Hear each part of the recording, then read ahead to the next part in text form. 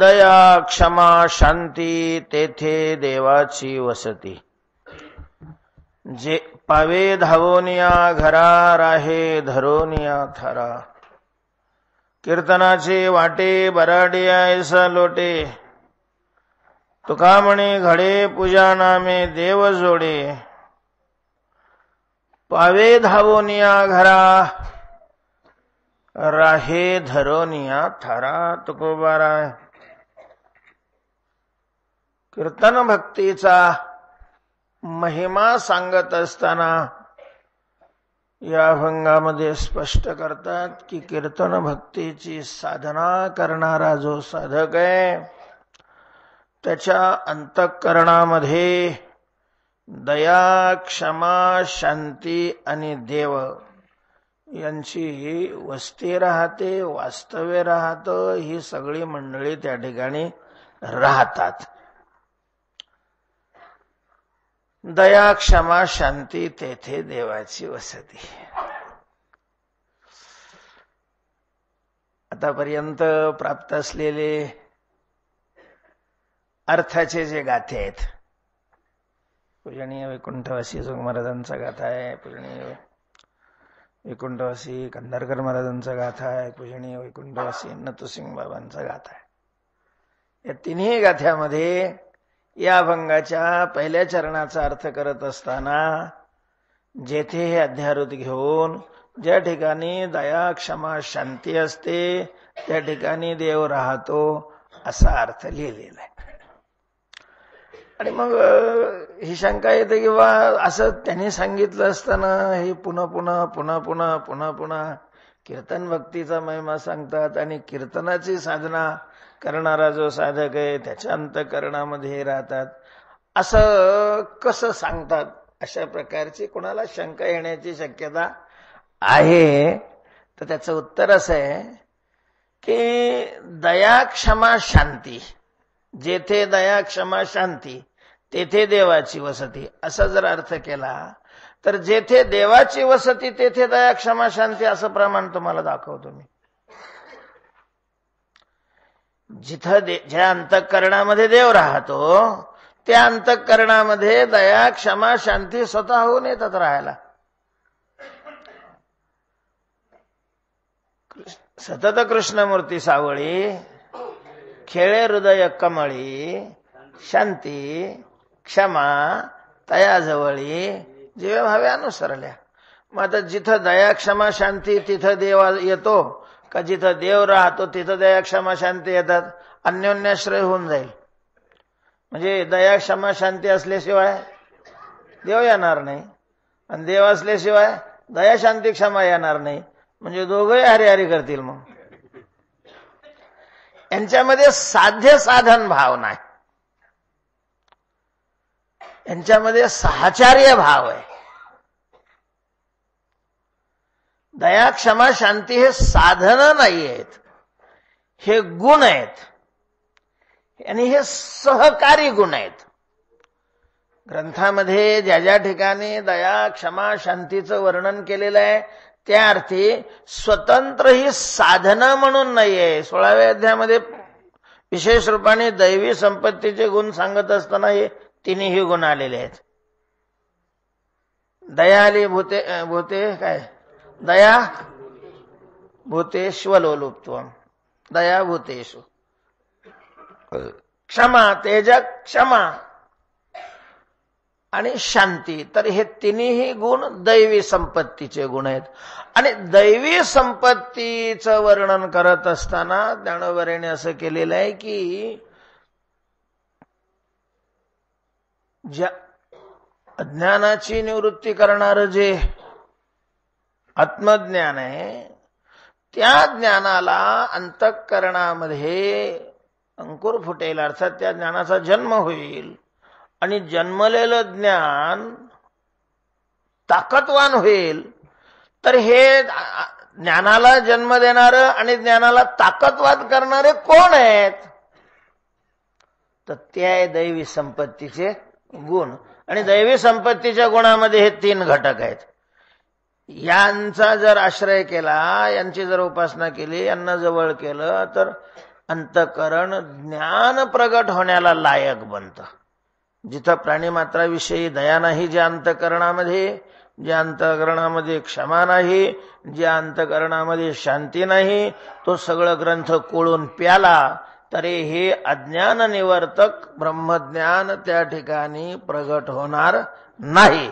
आपण त्या दिवशी विषय झाला, शब्दज्ञान वेगळं आणि ब्रह्मज्ञान वेगळं.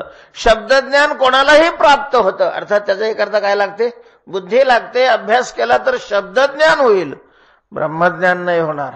शब्दज्ञानाचं रूपांतर ब्रह्मज्ञानामध्ये होण्याकरता या सगळ्या दैवी संपत्तीच्या गुणाचं सहकार्य महत्वाचं आहे.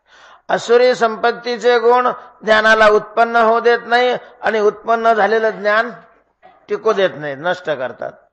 दैवी संपत्तीचे गुण ज्ञानाला उत्पत्तीचं वातावरण तयार करतात आणि उत्पन्न झालेलं ज्ञान बलवान अशा प्रकारचं करतात. ज्ञानाने भगवंताची प्राप्ती होते. म्हणून दया क्षमा शांती तेथे देवाची वस्ती या चरणाचा अर्थ करत असताना जेथे दया क्षमा शांती तेथे देवाची वस्ती असं न करता, म्हणजे त्यांच्यामध्ये कार्यकारण भाव न दाखवता मी साहचर्य दाखवले, यांची समव्याप्ती आहे. दया क्षमा शांतीची आणि देवाची काय आहे, समव्याप्ती आहे. म्हणजे एका अधिकरणावर ते राहतात. जिथं देव असतो तिथं हे येतात, किंवा हे असले म्हणजे त्या ठिकाणी निश्चितपणे देव असतो. पण मग हे कुठं असतात, तर कीर्तनाची साधना करणारा जो साधक आहे त्याच्या अंतःकरणामध्ये हे असतात, असा तो भाव लावलेला आहे. पुढची जी चरण आहेत ती चरण ही अशाच धर्तीचे आहेत, कारण एक चरण लावून नाही चालत ना. एका अभंगात 10 सिद्धांत तुकाराम महाराज सांगत नाहीत. एका अभंगामध्ये एकच सिद्धांत सांगितला जातो. दुसरे असं आहे की अपसिद्धांत होत नसेल तर एका अभंगाचे वेगवेगळे अर्थ काढलं ते काही दूषण नाही, उलट काय आहे, भूषण आहे. फक्त अपसिद्धांत होत असेल तर मग मात्र ते दूषण अशा प्रकारचे. असं तो अर्थ योग्य वाटत असेल तर तो अर्थ घ्यावा, काही अडचण नाहीये. तो हे काही अपसिद्धांत आहे. जेथे दया क्षमा शांती आहे तेथे देवाची वस्ती आहे, हा काही अपसिद्धांत आहे अशातला काही भाग नाहीये. जिथं दया क्षमा असते तिथं देव असतोच, प्रश्नच नाही. किंवा जिथं देव असतो तिथं दया क्षमा शांती असतेच, यांची समव्याप्ती आहेच आहे. असं तेव्हा कीर्तनाची साधना करणारा जो साधक आहे त्याच्या अंतःकरणामध्ये दया क्षमा शांती असते. कारण चित्त पावले आनंदा, चित्त पावले आनंदा, सुख समाधी ते सदा. कशामुळं पावले, म्हणता गोविंदा वेळोवेळा वाचेसी. वाचेसी गोविंदा वेळोवेळा म्हणता. वाचेने गोविंदाचं पुन्हा पुन्हा पुन्हा पुन्हा पुन्हा पुन्हा चिंतन केल्यामुळं चित्त आनंदाला प्राप्त झालं, सुखाची समाधी अशा प्रकारची झाली. म्हणजे देव अंतःकरणात आला. चित्ताला विषया वाचून आनंद प्राप्त होत असेल तर त्याला ब्रह्मानंद म्हणतात. विषया वाचून चित्त जर आनंदित होत असेल तर त्या आनंदाला काय म्हटलेलं आहे, ब्रह्मानंद म्हटलेला आहे. पंचदशीमध्ये अगदी स्पष्ट या विषयाचा खुलासा आलेला आहे. विषयाच्या संबंधाने जर चित्त आनंदित होत असेल तर तसा तो हे आनंद काय आहे, ब्रह्मानंदच आहे. पण विषयाच्या उपाधीने तो कलुषित झालेला असल्यामुळं त्याला ब्रह्मानंद म्हटलं जात नाही, त्याला विषयानंद म्हणतो. आनंद म्हणजेच ब्रह्म आहे, ब्रह्माचा आनंद नाही. आनंदो ब्रह्म इति व्यजानात, आनंद म्हणजेच ब्रह्म आहे. अर्थात ब्रह्म आणि देव एकच आहे. शास्त्रामध्ये ज्याला ब्रह्म म्हणतात, वेदांत शास्त्रामध्ये त्याला संत काय म्हणतात, देव अशा प्रकारचं म्हणतात. तर चित्त आनंदा पावले म्हणजे भगवत स्वरूपाला प्राप्त झालं भगवंताच्या चिंतनाने. आणि मग परमात्मा जिथं आहे तिथं दया क्षमा शांती या हे गुण येतातच, असतातच, प्रश्नच नाहीये. आता पुन्हा हा प्रश्न आहे की मग देवाची प्राप्ती झाल्यानंतर दया क्षमा येतात का दया क्षमा आल्यानंतर देव येतो? तर त्याचं असं आहे, या दया क्षमा शांती या गुणामध्येच साधनात्मक आणि साध्यात्मक असे दोन प्रकार आहेत. तेव्हा भगवत प्राप्तीच्या अगोदर साधनात्मक असे हे जे दैवी संपत्तीचे गुण आहेत त्यांना आपण संपादन करावं लागतं, मिळवावे लागतात हे गुण. आणि भगवंताच्या प्राप्तीनं साध्य स्वरूप ते गुण काय होतात. साध्य स्वरूप आणि साधन स्वरूपामध्ये काय फरक आहे. जसं थोडक्यात शांती, शांतीचा अर्थ आपण काय केला की चित्ताची स्थिरता. तर भगवत प्राप्ती होण्याच्या अगोदर प्रयत्न करून चित्त स्थिर ठेवावं लागतं. प्रतिकूल येऊन घटक ज्या वेळेला आदळतात त्यावेळेला चित्त अस्थिर होण्याची शक्यता असते. अनुकूल घटक येऊन आदळतात त्याही वेळेला चित्त अस्थिर होतं. माणसाला कळत नाही अस्थिर होतंय चित्त, पण तेही चित्त अस्थिर होणंच आहे. म्हणूनच शास्त्रामध्ये आपण ज्याला सुख म्हणतो त्याला दुःख म्हटलेलं आहे. शास्त्रकार विषयाच्या संबंधाने मिळणारा जो आनंद आहे त्याला सुख म्हणतच नाहीत. शहाणी माणसंही त्याला सुख म्हणून त्याच्यात रममाण होत नाहीत. ध्वनीत अशा प्रकारचं भगवंतांनी म्हटलेलं आहे, न तेषु रमते बुधहा. बुधहा तेषु न रमते केषु. हेही संस्पर्शजा भोगा. संस्पर्शजा भोगा. संस्पर्श म्हणजे इंद्रिय आणि विषय, इंद्रिय आणि अनुकूल विषय यांच्या संबंधापासून निर्माण होणारा जो भोग आहे, ज्याला तुम्ही आम्ही काय नाव ठेवलेलं आहे, सुख, आनंद. शास्त्रकार त्याला सुखही म्हणत नाही, आनंदही म्हणत नाहीत, आणि त्याच्यामध्ये ते काय होत नाहीत, शाणी माणसं रममाणही होत नाही. ए संस्पर्शजा भोगा दुःखयो नयेवते. दुःख आहे ते दुःख, आणि आपण ज्याला दुःख मानतो त्यापेक्षा घातक दुःख आहे. प्रतिकूल विषयाच्या संबंधाने अंतःकरणामध्ये जी पीडा होते, आम्ही त्याला नाव काय ठेवलेलं आहे, दुःख ठेवलेलं आहे. त्या दुःखापेक्षाही अनुकूल विषयाच्या संबंधाने आनंद होणं हे जास्त घातक आहे. बरं, हा अनुकूल विषयाच्या संबंधाने निर्माण होणारा आनंद जर जगात नसता तर तुम्हाला जगातले अथपासून इथेपर्यंत सगळी माणसं परमार्थ करताना दिसले असते. कुणीच या विषयाच्या लफड्यात पडलं नसतं. स्त्रिया असो पुरुष असो सगळ्याच्या हातात माळा दिसल्या असत्या, विठ्ठल विठ्ठल विठ्ठल. कुणीच जोडीने पिक्चरला गेलं नसतं. हे दृश्यच दिसले नसते महाराज. हा सगळा घात कोणी केलेला आहे मानवाचा, या विषयाच्या आनंदाने केलेला आहे, विषयाच्या आनंदाने. कारण त्याचा परिणाम पाहणे इतके शहाणे सगळे नाही ना, सगळे नाही. म्हणूनच शहाणपणाला महत्व आहे. सगळे शहाणे असते तर शहाण्याची किंमतच राहिली नसती महाराज. परिणाम पाहणे इतके शहाणपण सगळ्याकडे नाहीये. वर्तमान सगळे पाहतात आणि वर्तमान क्षणी तो आनंद वाटतो, आनंद, इतका आनंद वाटतो, म्हणतो याच्याशिवाय आपण जगू शकत नाही. त्या आनंदामध्ये आनंदाकरता एवढे वाहवले जातात, एवढे मूर्ख बनतात. आणि ते अंगठे बहादर नाही, बापाने मूर्खपणा करून शिकवलेले सुद्धा. का परिणामाची नजर नाही तर ते तरी काय करतील. परिणाम पाहणे इतकं शहाणपण आलेलं नसतं. म्हणून जर समजा अनुकूल विषयापासून आनंद अंतःकरणामध्ये होत नसता तर अक्षरशः विषयाला सगळ्यांनीच काय मानलं असतं, विष मानलं असतं, विष, आणि त्याचा त्याग केला असता. म्हणून मानवाच्या दृष्टीनं प्रतिकूल विषयापेक्षा घातक अनुकूल विषय आहेत, अनुकूल विषय अशा प्रकारचे. तेव्हा न तेषु रमते बुधहा. शहाणी माणसं त्याच्यामध्ये काय होत नाहीत, रममान अशा प्रकारचे होत नाहीत. म्हणून अनुकूल विषयाच्या प्राप्तीने चित्त अस्थिरच होतं, फक्त लक्षात येत नाही. जसं प्रतिकूल विषयाच्या बाबतीत चित्त स्थिर होतं, तसं अनुकूल विषयानेही चित्त क्षुब्ध होतं महाराज, अस्थिर होतं, क्षुब्ध. एखादा साप समोर पाहिल्यानंतर जसं चित्त क्षुब्ध होतं, तसाच एखादा सोन्याचा नादागिना किंवा पाकिट किंवा पैसे पाहिल्यानंतर चित्त काय होतं? क्षुब्धच होतं. फक्त ते क्षुब्ध होतं हे लक्षात येत नाही. तितकंच नव्हे, त्याच्याही पेक्षा जास्त घातक आहे अस्थिर चित्त होणं. तर भगवत प्राप्ती होत नाही तोपर्यंत मग विचाराने त्याचं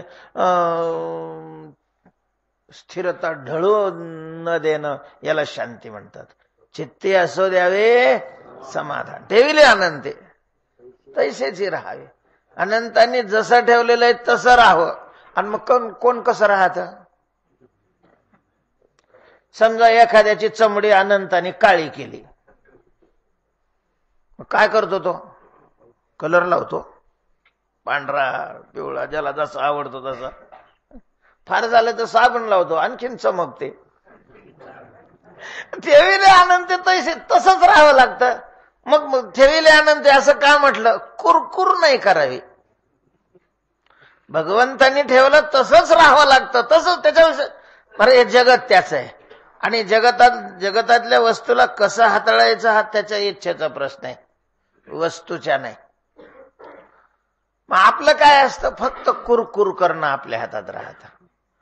आणि मग ती कुरकुर माणसाच्या चित्ताला स्थिर राहू देत नाही, स्वस्थ राहू देत नाही. म्हणून चित्ती असू द्यावे समाधान, ही भगवत प्राप्तीच्या पूर्वीची शांती आहे. आणि मग परमात्मा प्राप्त झाल्यानंतर चित्त अस्थिर होतच नाही, ही साध्य स्वरूप काय आहे? शांती आहे. असो तेव्हा दया क्षमा शांती तेथे देवाची वसती. तेथे दया क्षमा शांती देवाची वसती, तिथं सगळे राहतात. आता देव आहे, बाकीचे दया झालं, क्षमा झालं, शांती झालं, हे गुण आहेत. गुणी नाही, धर्म आहे, ते धर्मी नाही, जड अशा प्रकारचे आहेत. आता देव राहतो. देव कसा राहतो? तो तर वैकुंठात असतो, पंढरपुरात असतो, ठराविक ठिकाणी असतो. तिथं कसा राहतो? तर त्याचं उत्तर देतात, पावे धावोनिया घरा, राहे धरोनिया थारा. धावोनिया घरा पावे, महाराज त्याच्या घरी येण्याकरता असा हळूहळू सुद्धा चालत नाही. चालण्याचे 3 प्रकार आहेत ना. गती, चालणं म्हणजे गती, आणि ते गतीचे 3 प्रकार आहेत. हळूहळू चालणं, पळत चालणं आणि धावत चालणं. चालणं, पळणं आणि धावणं हे 3 प्रकार आहेत. 3ही प्रकारामध्ये ज्या स्थलाकडे जायचं असतं त्या स्थलाकडे गती असते, पण त्याच्यामध्ये फरक आहे. चालण्यामध्ये सावकाशता असते, मंदता असते. गती असली तरी ती अतिशय काय असते? मंद असते. पळण्यामध्ये गती वाढते, जलद अशा प्रकारचे होते. पण पळण्यापेक्षा धावण्यामधली गती काही वेगळी असते. धावण्यामध्ये आणि पळण्यामध्ये फरक आहे. पळत असताना पळणारा रस्ता आणि पाय या दोघांच्याकडेही ध्यान ठेवून काय करत असतो? पळत असतो. रस्ताही पाहतो आणि पायाचाही विचार करतो. धावणारा माणूस रस्त्याकडेही पाहत नाही, पायाकडेही पाहत नाही. ज्याच्याकरता धावतोय फक्त त्याच्याकडेच पाहत असतो महाराज, बाकीचा कशाकडेच पाहत नाही. नुसता एखादा माणूस शेतात काम करू लागलेला आहे, वखर हाणतोय, शेतातच वस्ती आहे, नंबरभरावर अंतरावर तो आहे आणि वस्तीजवळ विहीर आहे, आणि ते पोरग विहिरीत पडलं. पोरग विहिरीत आवाज आल्याबरोबर बायको घरातून आलेले, पाहिलं पोरग पडलं, मोठ्याने आरडली. त्यांनी तिथून पाहिलं आणि मग पोरग विहिरीत पडलेला असं कळाल्यानंतर वखर सोडून तो हळूहळू येतो, नाही का, ठाईची चाल लावितो. नाही, मग कसा येतो? पळत येतो. पळत नाही, पळत असतो तर मग बांधाने आला असता. मधली नांगरटी असली तरी महाराज तसाच नांगरटीतून पळतो. पळता पळता पडला तरी कुठं लागलंय हेही पाहत नाही. त्याला विहीर आणि विहिरीतलं पोर दिसत असतं. याला म्हणतात धावणं. धावणं. परमात्मा त्या भक्ताच्या घरी येण्याकरता धावून या. धावत येतो महाराज. धावतो त्याच्या घरी येण्याकरता. आता प्रश्न असा आहे की तो माणूस शेतकरी विहिरीपासून काही अंतरावर आहे आणि विहिरीत पोरग पडलेलं आहे म्हणून त्याच्याकरता तो धावत येतो. साहजिक आहे. जनावर आहेत, खायला मिळत नाहीये आणि एखादा हिरवा चारा पाहिला त्याच्याकरता धावतात. साहजिक आहे. वासरू घरी आहे आणि गाईला जबरदस्तीने शेतात नेलेलं आहे, तिला वासराची आठवण आली आणि ती धावली, हे काय आहे? साहजिक आहे. पण देव भक्ताच्या घरी येण्याकरता तुकाराम महाराज धावतो, हे कसं आहे हो? पटतं तरी का बरं तुम्हाला? काय झालं न पटायला? काय झालं न पटायला म्हणजे देवालाच भक्ताच्या घरी येण्याकरता धावायची काय आवश्यकता आहे? काय देवाचं पोरग बुडायला लागलंय? देवाला चारा मिळत नाही. आणि त्याही पेक्षा धावण्याकरता जिथं धावायचंय तिथं नसला तर धावतो. असल्यानंतर धावायचा काय संबंध आहे? बंद करा खिडकी. वर चढता येईल का तुम्हाला? त्यांना हात द्या.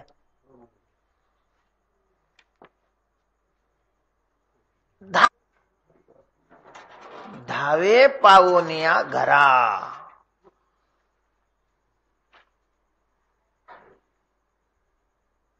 घरात धावून येतो अशा प्रकारचं हे म्हणणं अर्थाच्या दृष्टीने बरोबर वाटत नाही.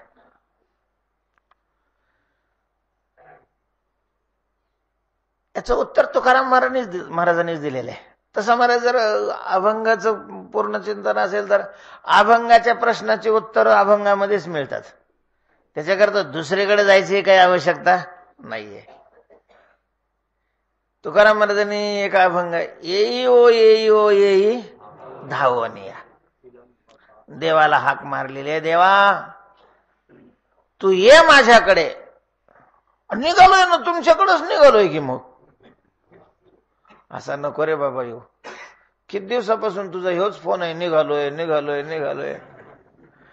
असं चालत नको येऊ. मग कसा ये? धावून ये. धावून. विनाकारण का विलंब लावलेला आहेस? मग तुकाराम महाराजांना विचारलं, म्हणले महाराज देवाला धावून ये असं तुम्ही म्हणताय, देव तो व्यापक आहे हे तुम्हीच सांगता, आणि मग व्यापक असणाऱ्याला धावायची काय गरज आहे? तो कसं काय धावल? महाराज व्यापकाच्या ठिकाणी क्रियाच नसते, धावतही नाही चालतही नाही. तो व्यापक हे अक्रिय असतं. आकाशाने ठरवलं की चला आता पळायचं, थोडं सकाळी सकाळी जरा वजन वाढलेलं आहे आणि ठरवलं आता कसं काय आकाशाला पळता येईल सांगा बरं? कुठं पळणार ते? कारण पळायला ते कुठं नाहीये. तसं देव धावून मी धावून या असं कसं काय म्हणता? त्याचं उत्तर तुकाराम महाराजांनी लगेच त्याच अभंगात 3ऱ्या चरणात दिलेलं आहे. नकारी नकारी नकारी आता आळस अव्हेरू. आळसही करू नको आणि माझा अव्हेरही करू नको. मग धावून ये. धावून ये म्हणजे व्हावया प्रगट कैचे दोरी अंतर. देवानी धावून येणं या शब्दाचा अर्थ प्रगट होणं. म्हटलं प्रगट होण्याकरता धावून हा शब्द का वापरला? या म्हणावं नुसतं तर वेगात प्रगट होणं. धावणं शब्दाचा अर्थ वेगात अशा प्रकारचं प्रगट होणं. परमात्मा धावून येतो म्हणजे काय होतो? वेगात प्रगट होतो. वेगात. हा कहे लक्ष्मी, ती कहे गजराज. म्हणजे काय तो असं वेगात आला संयन मग रस्त्याने एखाद्या धडकला कसं काय नाही? तर तो जिथं भक्त आहे, जिथं त्याला जायचंय तिथं आहे, पण तो आहे तो सामान्य रूपामध्ये आहे. सूक्ष्म रूपामध्ये आणि परमात्म्याला सामान्य रूपामध्ये कुठलंच काम करता येत नाही. कोणत्याच वस्तूला सामान्य रूपामध्ये कुठलंच काम करता येत नाही. कार्य व्हायचं असेल तर त्याला काय व्हावं लागतं? विशेष व्हावं लागतं.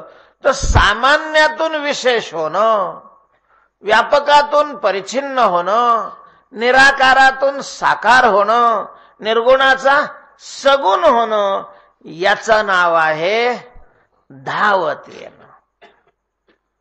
निर्गुणाचा सगुण होतो का? हा, निर्गुणाचा सगुण होतो.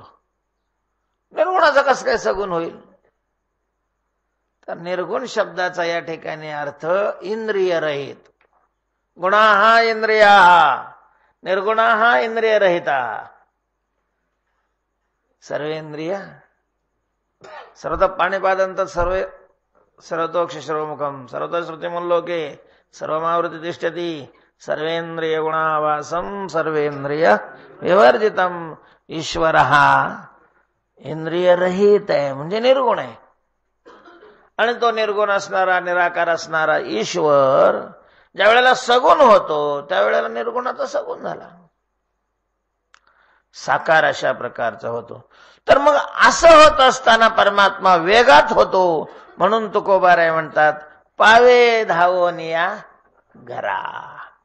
धावून अशा प्रकारचा घराला प्राप्त होतो. आता घर म्हणजे काय? वैष्णवांच्या घरी राहत होतो.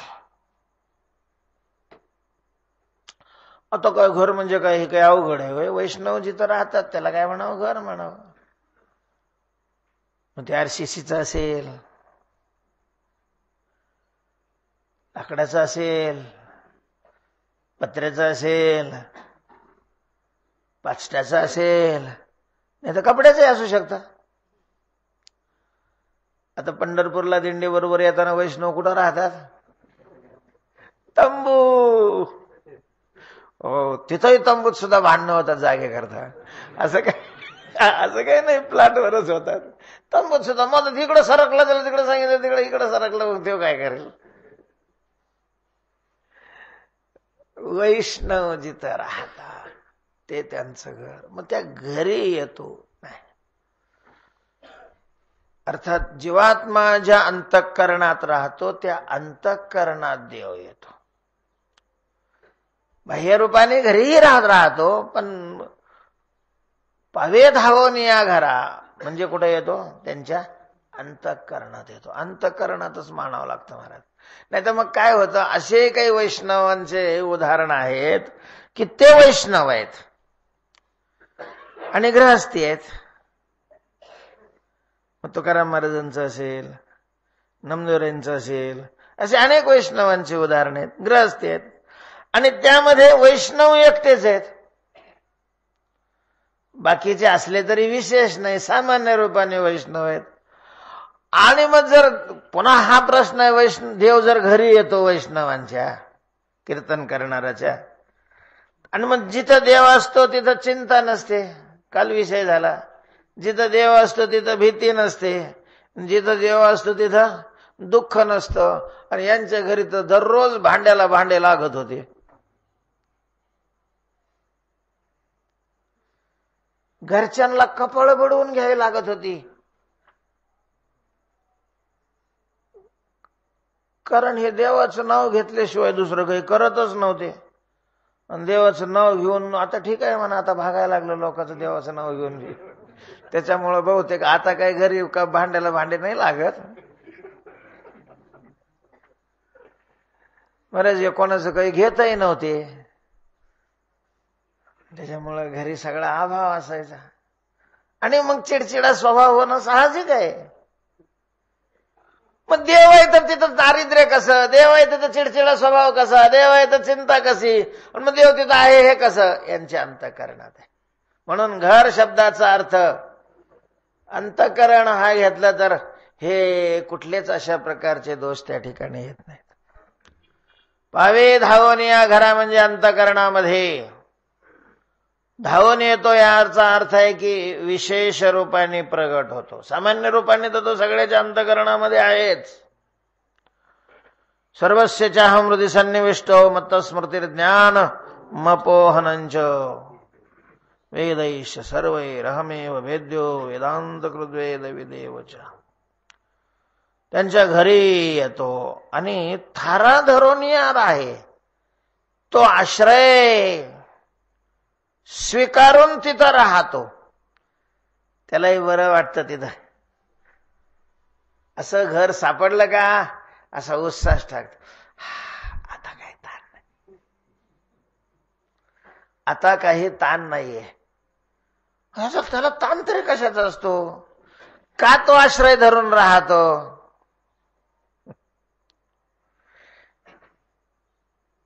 कालच मला वाटतं विषय झाला, भागवतामध्ये विषय झाला, निराधार आहे तो. मग आता जे निराधार असताना ते कोणत्या ना कोणत्या आधाराचा काय करतं? शोध करत असत. निराधार असलेला आधाराचा शोध करत. त्यातले त्यात अनुकूल आधार मिळाला तर आणखीनच चांगलं, पण मग बुडत्याला तिनक्याचा आधार म्हणतात. विहिरीत बुडायला लागला तर माणसं गवताच्या काडीला धरतात. आता गवताची काडी काही लई त्याचं वजन झेपण्यासारखे, पण तरी तशा कालामध्ये तेवढी सुद्धा काय होते? पुष्कळ होते महाराज. पार आगच पडलेली असली पोटात, काहीच नसलं तर एवढा एवढा शिळा तुकडा सुद्धा माणसाला अमृतासारखा वाटतो. चतकोर. आणि ती शिळी भाजी नाही, बरोबर चटणी सुद्धा नाही बाबा, एवढा तुकडा आहे, द्या मावशी. कारण एकदमच निराधार असेल तर त्याला थोडासा आधार सुद्धा पुष्कळ वाटतो. निराधार नेहमी, आणि हे निराधार आहे. देव निराधार आहे. हा, देव निराधार आहे. हे काय बोलत तुम्हाला? काय आहे का जिभेला हाडपेड? मग सांग तू, कोणाचा आधार आहे त्याला? तुझ्याला जिभेला हाड आहे, सांग त्याला कोणाचा आधार आहे? तुम्हाला कोणाचा? आम्हाला देवाचा आधार आहे. सगळ्या जगाला कोणाचा आधार आहे? देवाचा आधार आहे. देवाला कोणाचा आधार आहे? निराधार आहे महाराज. राहायला घर नाही बिचारा. हा, ती देवच म्हणतो है ना. हा, देव म्हणतो. बस आता महाराजांनी प्रमाण लगे दिलं. ती त्रिभुवनी मज नाही कोणी. परमात्मा म्हणतो अख्ख्या त्रैलोक्यामध्ये एकटाच आहे महाराज. त्यांनी हे एकट्या पण जाण्याकरता केवढा प्रयत्न केला. सृष्टवा विविधान्य जयात्मा शक्त्या, हे सगळं निर्माण केलं, तरी बिचारा एकटाच. काय प्रारब्ध आहे देवाचं. दया येते खरंच त्याच्याकडे पाहिल्यानंतर. तुकाराम महाराज म्हणतात, देवा आमचा आशीर्वाद घे आणि आमच्या भाग्याने तू काय कर, चांगला सुखी नांद. हा घे माझा आशीर्वाद. आमच्या नांद भाग्याने. निराधार आहे बिचारा, कोणीच नाही हो त्याला. खरंच कोणी नाही, कोणीच नाही. आई नाही, बाप नाही, आजी पण नाही. काहींचे आई बाप मरतात तर आजा आजी तरी राहते, चुलता चुलती तरी राहते, मावशी तरी राहते, कोणीतरी असताना. याला कोणीच नाहीये, कोणीच नाही. निराधार आहे बिचारा. आणि राहायला बी नाही जागा, त्याच्यामुळे इकडं तिकडं इकडं तिकडं पाहत. आणि मग बरं, मी काल सांगितलं ते हे आहे, विचित्र स्वभावाचं आहे. कसं बी राहायला चालत नाही, कशा बी ठिकाणी राहत नाही. तुम्ही पाहते काही काही गाढव असलं तरी गढूळ पाणी पित नाही. म्हणजे गाढव असून सुद्धा गढूळ नाही पाणी पित, ते स्वच्छ पाणीच पित. तसं याला कसलं बी ठिकाण नाही चालत. त्याच्यामुळं त्याला राहण्यासारखं ठिकाण जर मिळालं, सोडीतच नाही महाराज त्यो. त्याला निघ बाहेर म्हणलं का गपचूप बसते, आत नाही निघत. नाथ महाराज म्हणतात की त्याला आम्ही बाहेर असं दौडून, नाथ महाराजांच्याकडे तसं झालं, जाय बाहेर, आता तू नको राहू इथं. एका दरवाजाने काढलं ते आत येत तोपर्यंत हेकडच्या दरवाजाने पुन्हा मधी. थारा धरोनिया दुरी दवडीता. हा, बाहेरी काढिले दुडी दवडोनी. जरी देव नेवनी घातला दुरी, पाहे तवा घरा भीतर एक पाहुणा होता म्हणतात. आता घरी असल्यानंतर काम करावंच लागतं. श्रीमंत असला काय आणि गरीब असला काय आणि काही घरी काम करावंच लागतं. तो आला इथं पाहुण्याकडं, पाहुण्याला सहसा कोणी काम लावितच नाही. आणि पाहुणा असला की त्याची खायची प्यायची व्यवस्थित, त्याला वाटलं चांगलं इथं काय घरी घेता. आता मग पाहुण्याने बी त्याच्या मर्यादेने राहावं का नाही. 1-2 बस झालं. तिसरा दिवस पुन्हा चौथ्या दिवशी पाहुण्यानं राहू नये. शक्यतो एका दिवसात आटपून घ्यावं. त्यातले त्यात जेवण केलं की मग तो हलावच.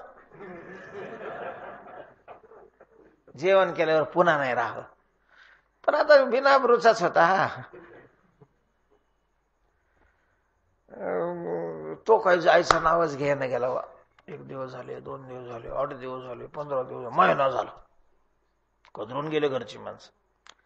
बरं काही संकेत वगैरे असतात काही. कीर्तन जास्त लांबायला लागली की मग टाळस मध्ये वाजवतील.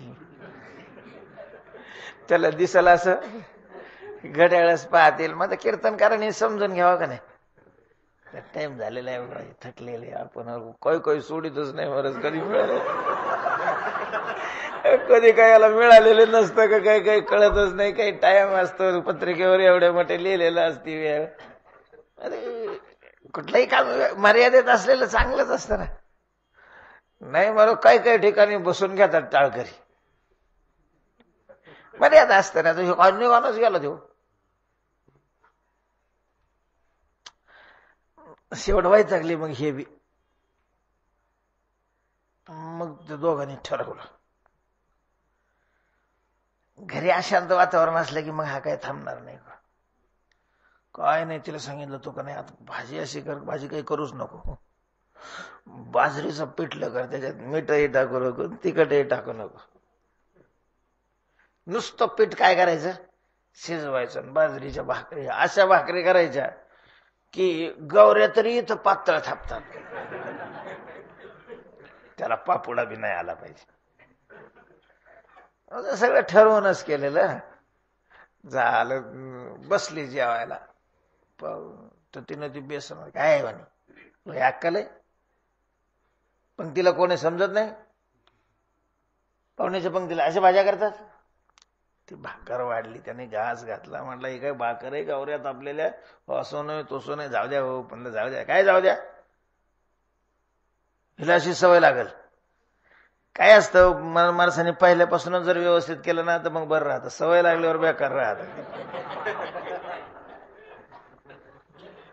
पहिल्यापासून स्टिक ठेवायला पाहिजे. त्यातली त्या जवळच्या माणसाला जास्त बोलायचं म्हणजे बाकीच्या छोटे चुप आपोआप गप बसून राहते. कुठला महाराज तो.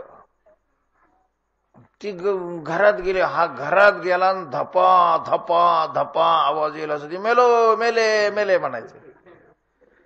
याला काही बरं वाटलं नाही. हा याने ओ मग जाऊ द्या मग म्हणे नका हे करू मी चाललो बा म्हणे. थांबावं म्हणे तुम्ही. ही असंच करते. त्यानं आपलं घेतली पिशवी आणि गेला बाहेर. हे लांबपर्यंत गेले. त्याला मोठ्या दरवाज्यातून वाट लावायला वगैरे.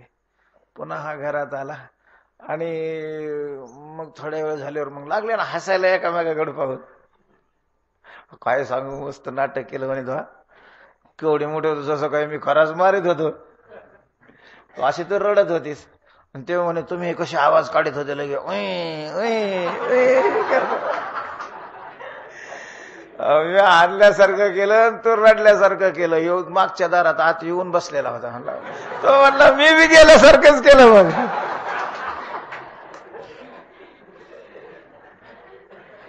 थारा धरून यार आहे. देव तसंच करतो महाराज. देवा करता दृष्टांत दिला. राहे धरोनिया थारा. तर तो आश्रय धरून राहतो. म्हणून तर त्यांनी म्हटलेलं आहे जयाचे चोखटे मानसी मेहोने असे क्षेत्र संन्यासी. क्षेत्र संन्यास घेऊन राहतो. जात नाही त्यात अंतःकरणातून परमात्मा. कधीच जात नाही. खरंच असं आहे की अंतःकरणच परमात्मा स्वरूप होऊन जातं. त्याच्यामुळे जाण्याचा काय होत नाही प्रश्नच अशा प्रकारचा येत नाही. राहे धरोनिया थारा. पण कुठला थारा धरून राहतो कुठं धावून येतो हे सांगितलेलंच नाही. नुसत्याच आकाशात ढगात गोळ्या हाणायचं काम चालू आहे. दया क्षमा शांती तेथे तेथे दया क्षमा शांती देवाची वस्ती. कुठं नाही सांगितलेलं. धावे पाहून या घरा, राहे धरून या थारा. पण कुठं धावतो, कोणत्या घराला धावून येतो? चांगल्या प्रकारची चकचकीत फरशी लावलेली आहे तिथं, अटॅच रूम आहेत तिथं, वर जायला लिफ्टची सोय आहे तिथं. कुठं नेमकं कोणत्या अशा घरी येतात असं काही सांगितलं नाही ना. फक्त राहे धरून या थारा, पावे धावून या घरा. कुठं? तर त्याचं उत्तर तिसऱ्या चरणामध्ये, कीर्तनाचे वाटे बराडिया ऐसा लोटे. कीर्तनाचे वाटे बराडिया ऐसा लोटे. कीर्तनाचे वाटे, कीर्तनाच्या वाटेनं जे चाललेले आहेत, कीर्तनाच्या वाटेनं जे चाललेले आहेत, कीर्तनाला वाटेने चाललेले ते नाही. काय तुकोबारांचे शब्द आहेत महाराज. कीर्तनाचे वाटे, कीर्तन ही वाट आहे. कीर्तन ही काय आहे? वाट आहे. तुकाराम महाराजांनी पंढरपूरचं महत्व सांगत असताना असं म्हटलं की आल्या गेल्या झडपी वाटे. पंढरीचे भूत मोठे, आल्या गेल्या झडपी वाटे. ते पंढरपूरला एक मोठं भूत राहते, मोठं. आणि ते या पंढरपूरच्या वाटाने जे येतात आणि जे जातात त्यांना काय करतं? झडपतं. कधी बी नाही, भूत शक्यतो कधी बी नाही झडपीत. त्याचा उठायचा काल असतो. आमुषा पौर्णिमा, शक्यतो या दोन वेळेला असं सांगतात जे लोक भूताचे संबंधित आहे ते.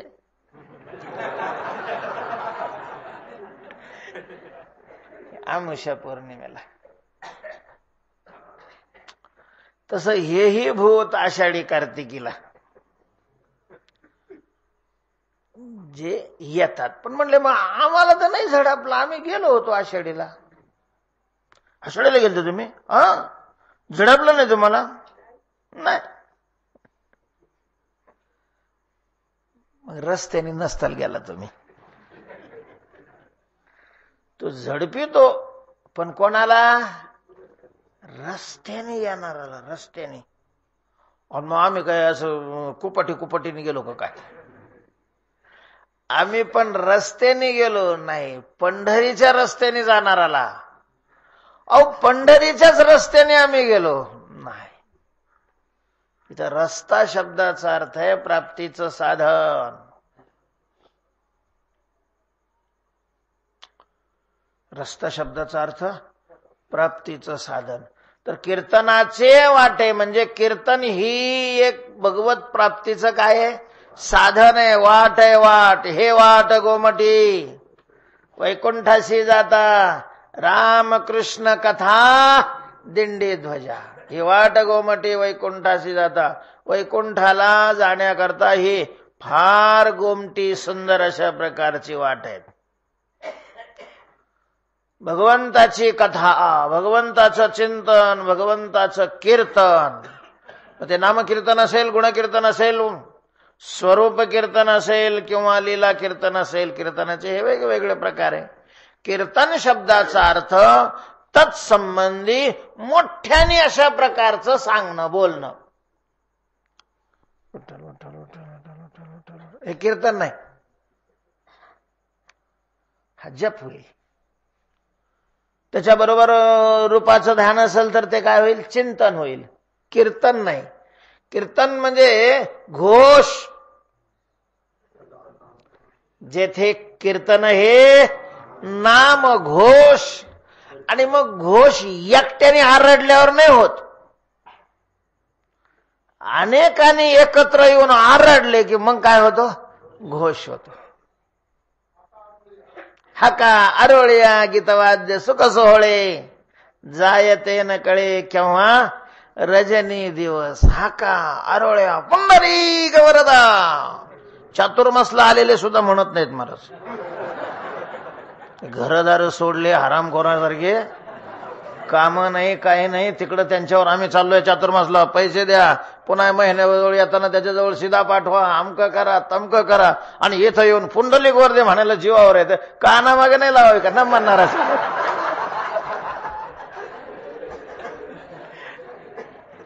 देवाचे म्हणून देवी अनादर, देवाला सोडलेले तुम्ही, त्याच्याविषयीच तुम्हाला अनादर.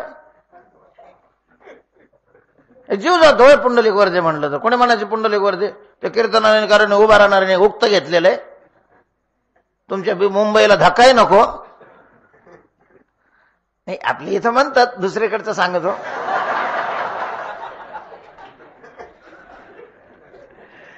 आरोळ्या म्हणजे असं सगळ्यांनी मोठ्याने आरोळी गजर केला, किती गोड वाटतं, चांगलं वाटतं. सगळ्यांनी त्याच्यामध्ये सहभागी व्हायला पाहिजे. तेव्हा असं अनेकांनी एकत्र येऊन प्रेमाने घोष करणं, याला कीर्तन म्हणतात. कीर्तन म्हणजे मोठ्याने कथन करणं. तर कीर्तन ही वाट आहे, वाट. आणि या वाटेवर परमात्मा धावतो. कसा धावतो? पुन्हा बराडी ऐसा. बराडी बराडी बराडी शब्द आलेला आहे. मला वाटतं भगवान शंकराकडे प्रार्थना करत असताना हा बराडी. तुम्ही विश्वनाथ दीनरंक मी अनाथ, कृपा कराल ते थोडी, पाया पडिलो बराडी. बराडी नाही का, बिराडी वेगळा, बराडी वेगळा, वराडी तर त्याच्यापेक्षा वेगळा. बराडी. बराडी शब्दाचा अर्थ आहे आशाळभूत, ज्याचं चित्त अशा काय. काही माणसाकडे ज्या वेळेला माणसं जातात त्यावेळेला अशा प्रकारची धारणा धरूनच जातात की तिथं आपलं काम होणार नाही. आपण जरी त्याच्याकडे चाललो असलो तरी तिथं काही काम होणार नाही. पण चालला कशा करता? देवमती देव, तगादा करते रो. सावकाराचं हे काय असतं वचन असतं, देवमती देव. तो देव नाही तर नाही देव, तगादा तर करत राहा.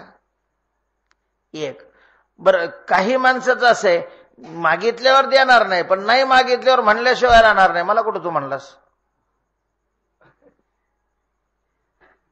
बोलवल्यावर येणार तर नाहीच, पण नाही बोलवलं तर मला बोलवलं नव्हतं ना, मग पाहतो कसं करता तुम्ही ते. ह्यो ताप राहतो. म्हणून माहीत असताना सुद्धा त्याच्याकडं जावं लागतं. तिथं मनुष्य जात असताना आशाळभूत होऊन जात नाही किंवा आपलं. पण काही माणसं असे असतात की तिथं जाणारा 100% त्यांनी गृहीत धरलेलं असतं, इथं आपलं काम होणार म्हणजे होणार, 100% होणार. असं चित्तात धारण करून येणं त्याला म्हणतात बराडी. बराडी. आता भगवान शंकर म्हणजे उदार अशा प्रकारचं देव आणि भोळ आहे. त्याच्यामुळं त्यांना मागायला गेला आणि रिकाम्या हाताने परत आला असं कधी घडतच नाही. झाले प्रसन्न तर अवघड दानी. काही देतात महाराज, काही देतात. काही त्याला मर्यादा आहे की नाही देण्याला सुद्धा. बायको दिली असं जगात तरी उदाहरण आहे का? एखादा मागायला गेला आणि यानं बायकोच दिली आपली. रावणाला शंकराने स्वतःची बायको पार्वतीलाच देऊन टाकलं महाराज. आता पार्वतीलाही माहिती होतं की आपलं गिऱ्हाईक कसं आहे ते, त्याच्यामुळं त्यांनी शंकराला दोष नाही दिला. पण भगवान विष्णूची काय केली? प्रार्थना केली, भैया धाव, हा बाबा मला घेऊन चाललेला आहे. आणि मग हे गेल्यामध्ये राव ना, हे काय घेऊन चाललास? शोभत आहे का तुला? ती म्हणे तुझे डोळे सरकारा झालेले का? कोण आहे कांद्यावर माझ्या? ती म्हणे कोण आहे? मला तर वाकार यायला लागली. कोण आहे? ते म्हणे पार्वती आहे. मूर्ख आहेस. पार्वती सारखी सुंदर स्त्री कोणी देत असतं का? तू काय महादेवाला भोळा समजलास का काय? म्हणजे अरे म्हणजे काय बघ खाली उतरून. ते खाली ठेवलं, असं काही स्वरूप दाखवलं महाराज त्याला की त्याला पाहावं वाटानं गेलं. आणि मग पार्वती कुठं आसनाखाली ठेवली होती त्यांनी दडवून. ओ पुन्हा गेला तो. ती म्हणे वा शंकरा. काय झालं रे? ती आसनाखालची पाहिजे मला, ही नाही लागत. तोपर्यंत भगवंतांनी आसनाखाली दुसरी करून ठेवली, मंदोदरीला घेऊन आला. मग म्हणजे असा भगवान शंकराचा स्वभाव आहे, त्याला काय करणार. आणि अशा व्यक्तीकडे ज्या वेळेला मागायला जातो मनुष्य, त्यावेळेला मग आशाळभूत होऊन जातो. आशाळभूत आपलं इथं काम होणार. तसं कीर्तनाच्या वाटेला जे भक्त लागलेले आहेत, म्हणजे कीर्तनाची साधना जे करतात, महाराज परमात्म्याला एवढी आशा निर्माण होते की इथं आपल्याला राहायला मिळेल. नुसतं राहायलाच नाही, पोटा पाण्याची पण इथं सोय होईल, खायलाही अशा प्रकारचं मिळेल. म्हणजे त्याला खायला पण लागतं. हा आता कोणालाही खायला तर लागतंच ना, खायला कसं काय राहील, काय खायला लागतं. आणि कीर्तनाच्या वाटेने तो असा बराडीसारखा का लोटला जातो, अशी शंका या ठिकाणी आहे. आता आजचे दिवस राहू, त्याचं काही चिंतन आज होत नाही, वेळ झालेली आहे. उद्या करू त्या विषयाचं चिंतन. तेव्हा कीर्तनाचे वाटे बराडी ऐसा लोटे, तो का म्हणे घडे पूजा नामे देव जोडे. आज संध्या